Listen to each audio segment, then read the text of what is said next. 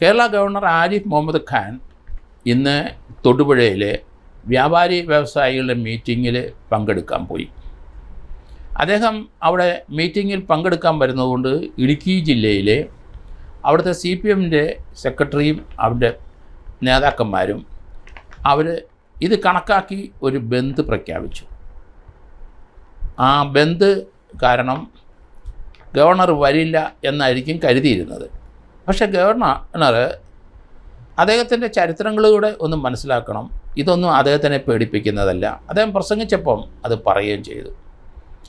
35 വയസ്സിൽ കേന്ദ്രമന്ത്രിയായിരുന്ന സമയത്ത് അദ്ദേഹം അവിടെ നിന്ന് റിസൈൻ ചെയ്തു പോയെന്നും 5 തവണ തന്നെ കൊലപ്പെടുത്താൻ ശ്രമമുണ്ടായെന്നും തൻ്റെ തലയ്ക്ക് പരിക്കേറ്റിട്ടുണ്ടായിരുന്നെന്നും അത് തൻ്റെ ചെറുപ്രായത്തിലാണ്, അതുകൊണ്ട് 72 വയസ്സായ തനിക്ക് ഇനി ആരെയും ഭയമില്ല എന്നും അതെല്ലാം കടന്നുപോയതും അതുകൊണ്ട് കേരളത്തിൽ എവിടെ വിളിച്ചാലും അദ്ദേഹം പോകും എന്ന് പറഞ്ഞിരിക്കുന്നു.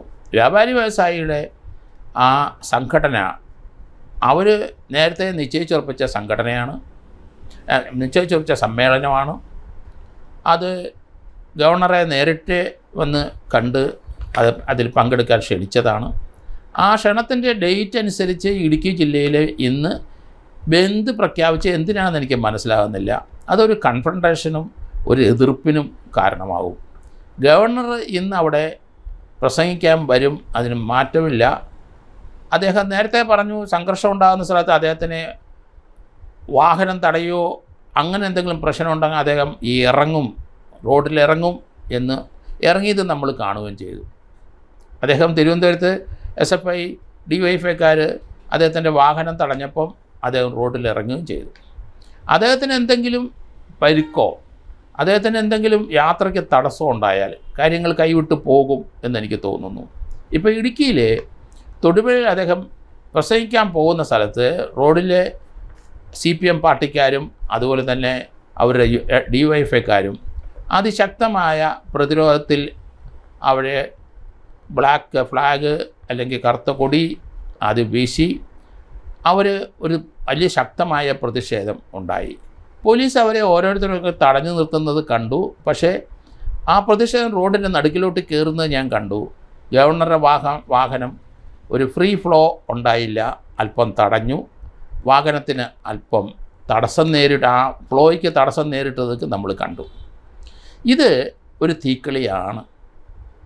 ഇത് നമ്മൾ മറന്നു പോകരുത്. ഇന്ത്യൻ പ്രസിഡൻറ്റിനും ഗവർണർമാർക്കും ഒരു പ്രൊട്ടക്ഷൻ 124 ഇന്ത്യൻ പീനൽ കോഡിൽ പറയുന്നുണ്ട്. അത് തീക്കളിയാണ്. കാരണം പോലീസിന് ഇന്ത്യൻ പ്രസിഡൻറ്റിനെയും അല്ലെങ്കിൽ പ്രൈം മിനിസ്റ്ററെയും അല്ലെങ്കിൽ ഗവർണർമാരെയും അത് കഴിഞ്ഞാൽ മുഖ്യമന്ത്രിമാരെയും ടോപ്പ് പ്രയോറിറ്റി അവരുടെ പ്രൊട്ടക്ഷൻ കൊടുക്കാൻ ബാധ്യസ്ഥരാണ്.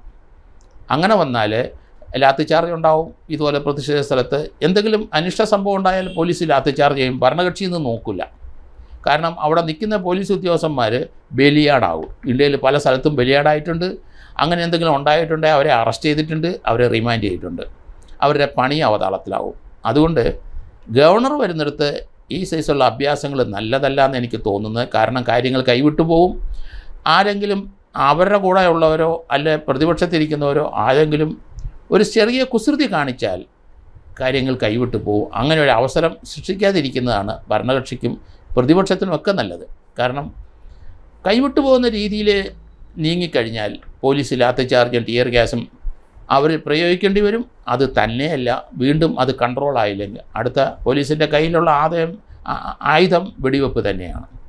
നമുക്ക് 1957 അവിടുത്തെ അന്നും ഇതുപോലൊരു സിറ്റുവേഷൻ വന്ന് വെടിവെപ്പിൽ അവസാനിച്ച് ഭരണം പോയത് ഓർമ്മ വരും.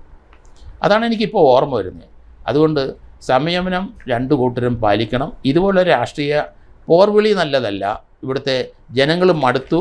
പ്രതിപക്ഷമായാലും ഭരണകക്ഷിയായാലും ശരി, ഈ രീതിയിലുള്ള സംഘർഷം റോഡിൽ നിരന്തരം വന്നു തുടങ്ങിക്കഴിഞ്ഞു. അതിനൊരു പരിഹാരം ഉണ്ടാവുമെന്ന് തോന്നുന്നില്ല. ആൾക്കാർക്ക് സ്വതന്ത്രമായി നടക്കുന്നതിനോ യാത്ര ചെയ്യുന്നതിനോ അവർക്ക് ഭക്ഷണ പദാർത്ഥം വാങ്ങുന്നതിനോ വെജിറ്റബിൾ വാങ്ങുന്നതിനോ സ്കൂളിൽ പോകുന്നതിനോ കോളേജിൽ പോകുന്നതിനോ ഒന്നും എല്ലാം അസൗകര്യമായി കഴിഞ്ഞു. സംസ്ഥാനത്തെ എല്ലാ വാഹനങ്ങളും റോഡിൽ തടയപ്പെടുന്നുണ്ട്. എല്ലാ വാഹനങ്ങളും സമയത്ത് സ്കൂളിലും കോളേജിലും എത്തുന്നില്ല. അപ്പം ആകെ ഇവിടെ ഒരു അനിശ്ചിതാവസ്ഥയിലെ കാര്യങ്ങൾ നീങ്ങുന്നു. അത് ബുദ്ധിയുള്ളവർ ഇരുകൂട്ടരും അത് സംയമനം പാലിച്ച് ഈ പ്രശ്നങ്ങൾ തീർക്കുന്നതാണ്. അധികം ഒഫൻസീവായിട്ട് ഭരണകക്ഷി പോകാതിരിക്കുന്നതാണ് നല്ലത്. SFI DYFI അവരുടെ പാർട്ടിക്കാരും വളരെ ശ്രദ്ധിക്കണം. 2.5 വർഷം കൂടി ഇനി ഭരണം പോകാനുണ്ട്, മുന്നോട്ട് പോകണം.